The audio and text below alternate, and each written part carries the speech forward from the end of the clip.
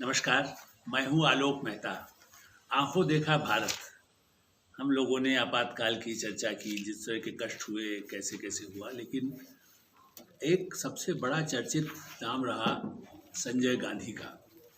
और इसलिए और इस समय वरुण गांधी, जो बड़े ही मुखर नेता हैं, इस समय भारतीय जनता पार्टी से जुड़े हुए हैं, लेकिन संजय गांधी के पुत्र, ये सही है कि वो तो बहुत ही शैशवकाल में ही संजय गांधी दे रहे हैं, लेकिन वरुण गांधी आज भी डायनामिक है। उसी तरह से राहुल गांधी, जो उसी परिवार के हैं। कई बातें ऐसी आती हैं जिससे लोग राजीव संजय गांधी से तुलना करते हैं कि भाई वो बड़ा, उनको भी माना जाता था कि ज़मीनी भी करते थे और लड़ाई, सड़कों पर लड़ाई लड़ने का तैयार रहते थे। राहुल गांधी भी कभी कभी जो उत्तेजित दिखाई देते हैं तो संजय गांधी से चर्चा करते हैं। वरुण गांधी से लोग अपेक्षा करते हैं, वरुण गांधी थोड़ा सीरियस ढंग से काम कर रहे हैं। वो भी सुनते ज़्यादा हैं, लिखते ज़्यादा हैं और बोलते जहाँ आवश्यक है बोलते हैं, शुरू में बोलते थे। तो संजय गांधी की चर्चा। संजय गांधी 75-76 मतलब इमरजेंसी के थोड़ा पहले कुछ शुरू किया, लेकिन वो राहुल गांधी की तरह तुरंत पदों पर नहीं पहुंचे, ना कुछ समय सांसद बने, बल्कि यूथ कांग्रेस में भी उनको, यूथ कांग्रेस की जो नेशनल काउंसिल कमेटी इसको कहना चाहिए कि एग्जीक्यूटिव कमेटी बनती है, सिर्फ उसका ही सदस्य वो बाद में भी बने। वो ज़मीनी काम करने का उनका हमेशा एक कोशिश रही। एक तरफ वो उद्यमी बनना चाहते थे। अब गाड़ियों की चर्चा भी इसलिए करना चाहिए कि आंखों देखा भारत तब खाली 2 ही गाड़ियाँ होती थी, एम्बेसडर फिएट और एक आध और कोई पुरानी गाड़ियाँ चलती हों, वही सबसे ज़्यादा गाड़ियाँ चलती थी। उनको आया जनता के लिए गाड़ियाँ महंगी होती थी, कारें। तो संजय गांधी ये सब तो जानते ही हैं कि वो छोटी कार बनाने का हुआ या उनके घोटालों की जो है चर्चा नहीं कर रहा हूँ। चर्चा कर रहा हूँ उस समय सबसे पहले जनता की कार सस्ती 10-20 हज़ार रुपये में कार मिल जाएगी, इसलिए पुरानी दिल्ली में कहीं एक गैराज में बैठ करके किसी, जैसे हमने पहले भी चर्चा की थी, टायर वाले के पास ही बैठ गए या कुछ बैठे उस छोटे से गैराज में उन्होंने एक मॉडल बनाने की कोशिश किया था। लेकिन दूसरी तरफ संजय गांधी ने यूथ, मतलब बाद में जिस तरह से और विवाद पैदा हुए, जब सत्ता में उन्होंने बहुत हस्तक्षेप शुरू किया, वरना पहले उनके भी जब यूथ कांग्रेस में रहे, मैंने कई बार उस समय मेरी उनसे मुलाकात हुई थी। इसलिए मैं कह रहा हूँ कि आंखों देखा भारत, संजय गांधी उनके बेटे होते हुए भी वो बाकायदा सिनेमा हॉल में भी, आप आश्चर्य करेंगे, इंदिरा गांधी का बेटा संजय गांधी सिनेमा हॉल में जैसे बाकायदा टिकट लेने तक बड़ी भीड़ होती थी, आज के समय के मल्टी वो नहीं थे, उस समय उस सिनेमा हॉल में भी लाइन लगा करके टिकट मिल रहा है तो बैठेगा। और हम मीडिया में इसलिए भी बता दें, मेनका गांधी उनका इंटरव्यू करने गई थी, कुछ अपना लिखना पढ़ना उन्होंने शुरू किया था, कुछ वैसे भी वो मॉडलिंग वगैरह भी करती थी, लेकिन साथ में तो जब इंटरव्यू करने गए तो कुछ वो प्रभावित हुए, कुछ वो प्रभावित हुए। तो मेनका गांधी तो खुद कोई पत्रिका ही निकालना चाहती थी और संजय गांधी से इतनी दोस्ती हो गई, तो इसलिए वो अलग अपने एक्चुअली की वो राजनीति में तब नहीं आना चाहती थी बिल्कुल। अब तो राजनीति में तो बहुत आगे भी गई, मंत्री बनी, वो अलग कहानियाँ हैं, बात की आएगी।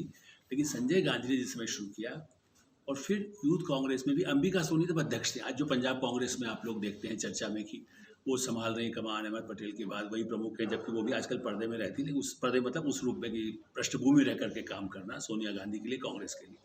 अंबिका सोनी अध्यक्ष थी। इसी 10 जनपथ में उनका ऑफिस होता था यूथ कांग्रेस का। एक से एक प्रदेशों के जो बड़े, जिसको कहते हैं जुझारू कांग्रेस के जो लोग थे, मैं इमरजेंसी से पहले और इमरजेंसी के दौरान की घटना है बता रहा हूँ। और अंबिका सोनी भी उस एक पत्रिका की संपादक हो गई, यंग मार्च। संजय गांधी भी उसको देखते थे, उनकी चीज़ें भी उसमें कैसे क्या जा रही है वो भी विचार विमर्श में शामिल रहते थे। तो कई विविधता से, तो उद्यमी वाला पार्ट छोड़े, उन्होंने जब यूथ कांग्रेस में एक्टिव होना शुरू किया तो उन्होंने क्या अभियान चलाया जिसकी हम चर्चा करते हैं। पूरे देश में होता है कि भाई आबादी बहुत ज़्यादा है इसलिए संकट है, तो परिवार नियोजन, उसका दुरुपयोग हुआ वो अलग बात है, लेकिन साक्षरता आज भी किसी की सरकार हो, बीजेपी की सरकार हो, कांग्रेस सरकार हो, राज्य सरकारें भी बराबर इसी पर जोर दे रही हैं कि साक्षरता को कैसे आगे बढ़ाया जाए। देश में पूरी तरह से हर राज्य में, हर गांव में हमारे लोग साक्षर हों, तो ये भी एक बड़ा मुद्दा उस तरह का था। फिर वृक्षारोपण, आज पर्यावरण को लेकर कहते हैं संजय गांधी ने उस समय वृक्षारोपण के वो 5 सूत्री जो कार्यक्रम थे, उसमें सबसे ज़्यादा किन बातों पर जोर था, और जाति और दहेज के खिलाफ ये 5 सूत्री कार्यक्रम थे। तो ये ठीक है कि उसके बाद उसको गलत ढंग से कोई इम्प्लीमेंट करने लगे, कोई जाति करने लगे, भाई वो अलग बात है। साक्षरता के अभियान को तो खैर धीरे धीरे चलता रहा, उसके बाद में ठीक से जाकर के अब तो लड़की पढ़ाओ, प्रधानमंत्री नरेंद्र मोदी उतनी ज़्यादा अभियान चलाते हैं, राज्यों में भी सब बहुत आगे तरक्की हुई है। लेकिन ये तब आबादी नियंत्रण का दुरुपयोग नहीं होता जो बाद में हुआ। अधिकारियों ने क्या किया, नसबंदी किसी की भी कर दो ताकि टारगेट बना लिए गए, जैसे आप वैक्सीन के लिए कोई सरकार हो, यदि कहीं वैक्सीन जबरदस्ती लगाना है, कुछ उसमें गलत लगा देंगे तो क्या होगा। उसी तरह से नसबंदी में भी गलत तरीक़ों से गलत लोगों के ऑपरेशन होने के एक भयावह लोगों में, एक समाज में एक आतंक सा फैल गया कई इलाकों में, खास करके जबरदस्ती नसबंदी में पता नहीं क्या होने वाला है। वरना आबादी को नियंत्रण करने का कार्यक्रम भी उनका ठीक था। जो इरादे थे उसको कैसे गलत रूप में वो अपनाए जाते हैं, उसका नुकसान हो सकता है। चाहे वैक्सीन की बात हो, चाहे धर्म की बात हो। आप यदि उस हिसाब से देखें कि जाति तोड़ो, स्वामी दयानंद से लेकर के और राजा राम मोहन राय से लेकर के सुधार की बात की जाती थी। आज भी सरकार कहती है कि भाई जाति के आधार पर कोई ऐसा नहीं, दहेज नहीं लिया जाना चाहिए, दहेज तो बकायदा कानून भी है। लेकिन ऐसे अभियानों को यूथ के जरिए युवा पीढ़ी में किस तरह से उनको आगे बढ़ाया जाए, ये संस्कृति की बात भी है, राजनीति की बात भी है, सत्ता की बात भी है, समाज की बात भी है। और इसलिए जो हमने आंखों देखा भारत देखा, उसमें जो नई पीढ़ी के लोग विभिन्न पार्टियों से, जाति परिषद अपने ढंग से काम करती थी, समाजवादी युवजन सभा अपने ढंग से काम कर सकती थी, स्टूडेंट फेडरेशन अपने ढंग से करती थी। तो संजय गांधी का जो रोल जो मैंने उस समय देखा, वो बाद में वो सत्ता में हस्तक्षेप मंत्रियों का करने लगे, वो 2 साल बाद जा करके हुआ जब इमरजेंसी लगी गई। उसके पहले भी वो अपना काम एक यूथ के नाते करते थे। इसलिए उनके कुछ अच्छे गुण यदि कोई यूथ समझेगा तो उसका फ़ायदा है। यदि दुर्गुण है, उसके साथ जाति सत्ता का दुरुपयोग करने लगेगा तो चाहे जिसको उठवा लो, उसको फिकवा दीजिए, उसके खिलाफ कुछ भी बोल दीजिए, वैसा होने लगेगा।